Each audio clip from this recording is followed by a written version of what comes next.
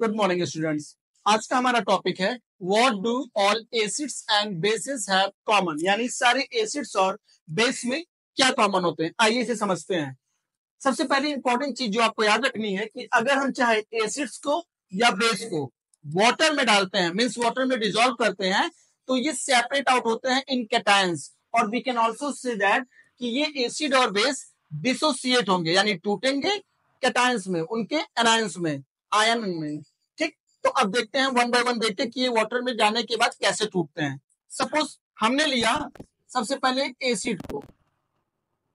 ठीक, एसिड्स के कुछ एग्जांपल ले लें। अगर सपोज एसिड के हमने कुछ एग्जांपल ले, जैसे ले लिया HCl hydrochloric acid, H2SO4 sulphuric acid, HNO3 nitric acid, all these are strong acid. चलिए एक वीक एसिड ले लेते हैं, CH3COOH, this is asterisk acid.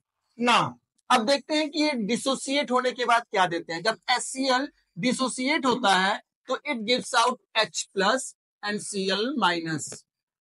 H2SO4 dissociate होगा तो it will give out H plus and SO4 2 minus. इसकी valency इतनी होती है तो इसको बैलेंस करने के लिए हम यहाँ 2 रखेंगे।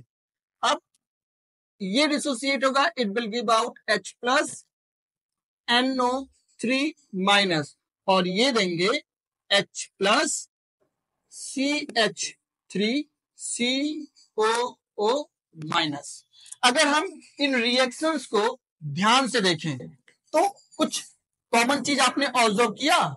बिल्कुल, आप अगर ध्यान से देखेंगे तो कॉमन चीज आपको क्या दिख रहा है। हेयर क्या दिखा कि सारे एसिड्स में आपका क्या कॉमन है, H प्लस आयन कॉमन है। इट मींस कि सारे एसिड्स में H प्लस आयंस होते हैं, और यह H प्लस आयंस क्या कहलाते हैं, हाइड्रोजन आयन। क्या कहलाते हैं, हाइड्रोजन आयन। लेकिन अब ध्यान देने वाली चीज है कि स्टार्टिंग में मैंने बताया कि जब एसिड को हम वाटर में डालते हैं तब ये आपका डिसोसिएशन हुआ, तो इट मींस ये हाइड्रोजन आयन करता क्या है आगे वाटर में। तो आगे अगर आप ध्यान देंगे कि ये H प्लस जब वाटर में आपका जाता है तो ये वाटर के मॉलिक्यूल के साथ मिलके ये बनाता है H3O प्लस, जिसे हम बोलते हैं हाइड्रोनियम आयन, जिसे हम बोलते हैं हाइड्रोनियम आयन। आप चाहे H प्लस आयन के रूप में रिप्रेजेंट करें या हाइड्रोनियम आयन के रूप में रिप्रेजेंट करें, it doesn't mean anything else, दोनों का मीनिंग सेम ही है। अब आइए इन द सेम में हम लेते हैं बेस के एग्जांपल्स, इसको और क्लियरिफाई करने के लिए। तो लेट्स हैव अ बेस।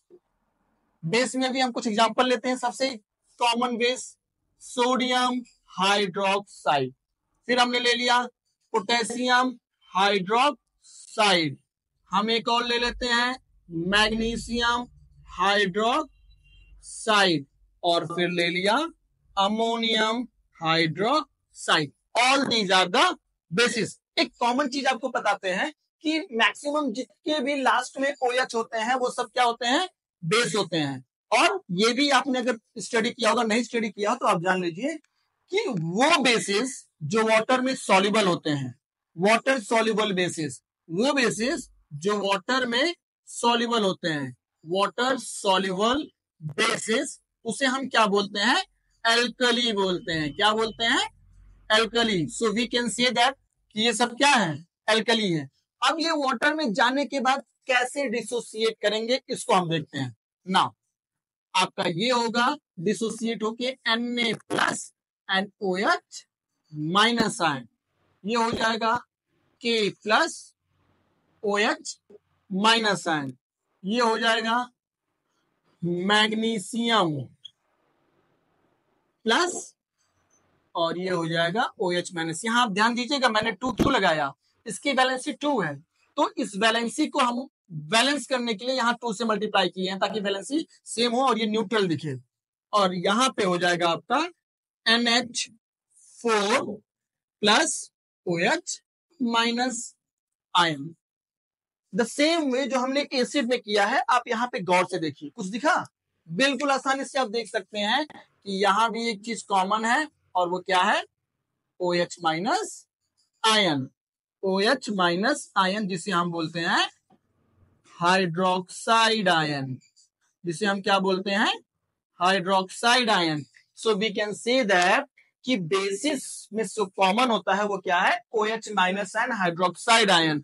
यानी ओवरऑल दोनों की स्टडी करने के बाद एक चीज कॉमनली जो आती है कि सारे एसिड्स में क्या होता है H प्लस और सारे बेसिस में होता है OH माइनस। यानी हम ये भी कह सकते हैं कि वो सब्सटेंस जो वाटर में डिजोल्व होने के बाद H प्लस आयन देते हैं वो एसिड्स हैं, और वो सब्सटेंस जो जो वाटर में डिजोल्व होने के बाद OH माइनस आयन देते हैं उन्हें हम बेस कहते हैं। ठीक है, और यही आपके H प्लस और OH माइनस आयन आपके एसिडिक और बेसिक प्रॉपर्टी शो करने के लिए रिस्पॉन्सिबल होते हैं। Thank you.